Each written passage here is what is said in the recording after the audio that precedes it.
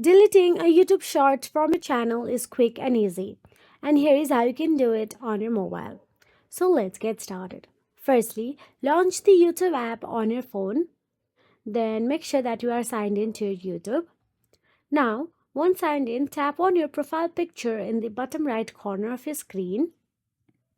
Once done, simply tap on the Your Videos option available there. Scroll down if you don't see it and tap on it. Now, you can see Shorts option available in the top. Simply tap on it.